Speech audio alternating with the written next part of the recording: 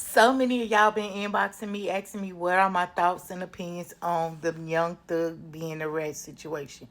Let's get into it so I can get it addressed and over with. First and foremost, I'm not surprised that there's an interrogation video of Young Thug making alleged allegations against other people. It's a known fact that when defendants go to trial, they, in the negotiation phase, tend to make comments with their lawyers present, deflect whatever the charges is away from them and on to somebody else. That is what I hear transpiring in evidence that was released. Now, culturally, in the African American community, negotiating during interrogation is labeled as snitching. And it's looked upon as a downfall of somebody who claimed to be solid, so to speak, right? All right. Was Thug wrong?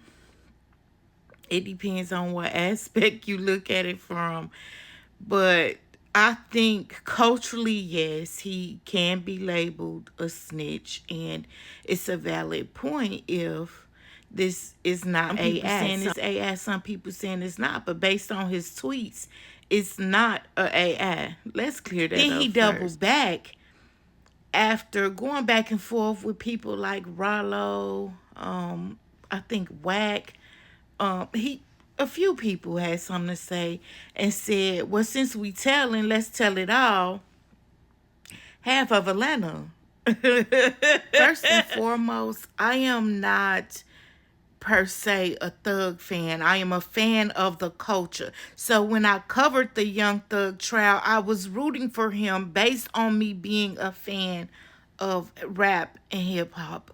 Because even though I'm a law student, I definitely seen all signs display of prosecutorial misconduct on behalf of DA Fonnie Willis and the district attorney's office down in Fulton County, Moving Georgia. On.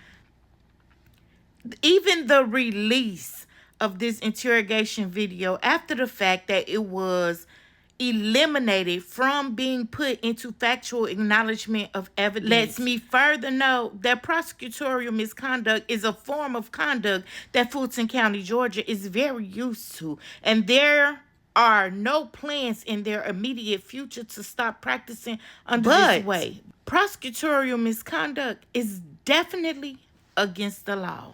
What we are actually seeing is the release of this interrogation video based on the fact that DA Fonnie Willis, her team, Simone and Love, cannot relish the victory to the defendants in the YSL RICO trial. They can't accept that they lost. So they doing anything they can, especially when it comes to Thug, to tear him down. So now they are attacking his street credibility now that he's out and he's home. Hartman versus Moore is a classic Supreme Court case in which the government lost for prosecutorial misconduct and retaliation. And that's what she doing. So is it okay that he snitched? No, because you got to think about the way the world did Little Woody.